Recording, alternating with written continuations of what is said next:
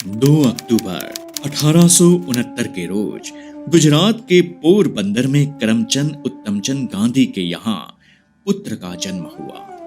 नाम रखा मोहनदास करमचंद गांधी। यह मात्र एक व्यक्ति का जन्म नहीं था, यह एक क्रांति का जन्म था, यह एक युग का जन्म था, यह अंग्रेज हुकूमत के अस्त होने का सूचक था, यह सच्चाई के दूत और अहिंसा के पुजारी का जन्म था। लंदन से बैरिस्टर की डिग्री हासिल करने के बाद 1893 में गांधी जी की दक्षिण अफ्रीका यात्रा शुरू हुई।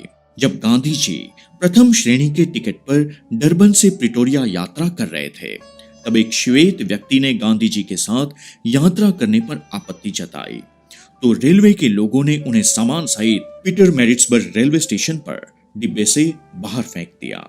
इस हादसे ने गांधी जी को झकझोर दिया।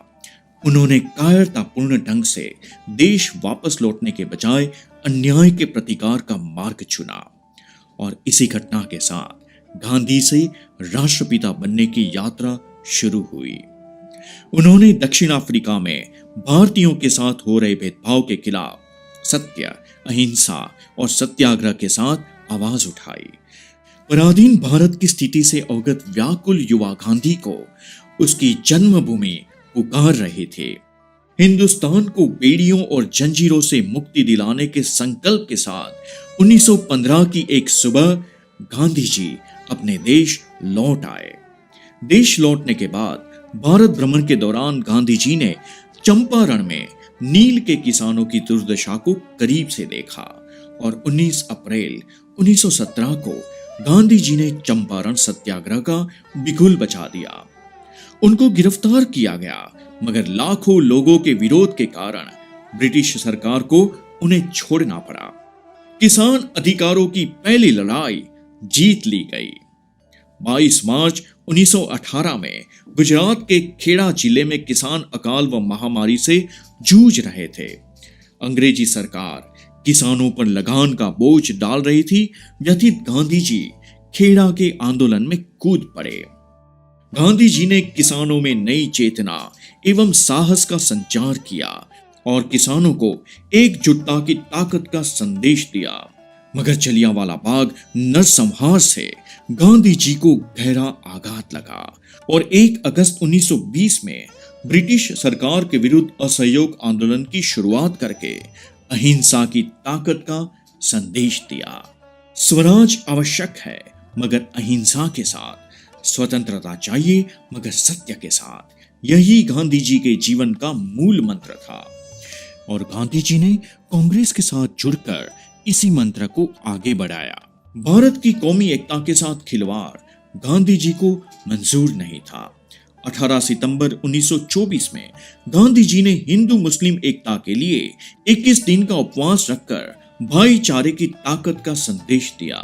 समय के साथ गांधी जी ने स्वदेश की अवधारणा पर बल देना जरूरी समझा और 12 मार्च 1930 में गांधी जी ने दांडी मार्च के साथ सविनय अवज्ञा आंदोलन शुरू कर दिया। गांधी जी ने अपने हाथों से नमक बनाकर अंग्रेजी हुकूमत को खुली चुनौती दे डाली।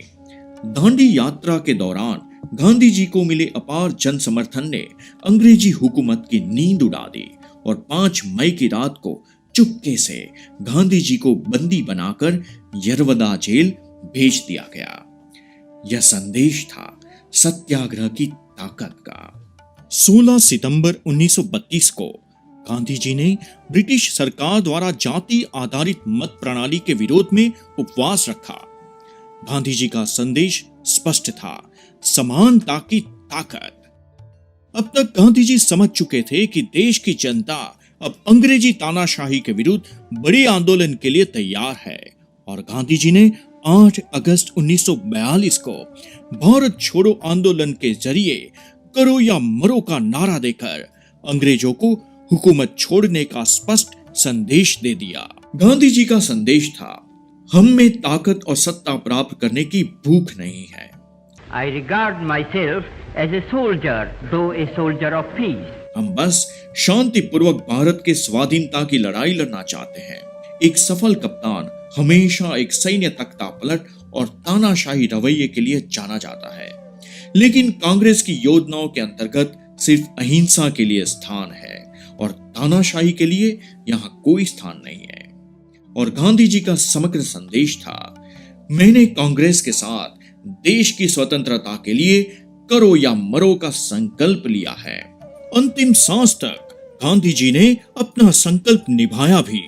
गांधी जी आज भी जिंदा है, हर एक के भीतर। जरूरत है उसको बाहर निकालकर अन्याय के खिलाफ लड़ने की। गांधी जी को निराश मत होने दो।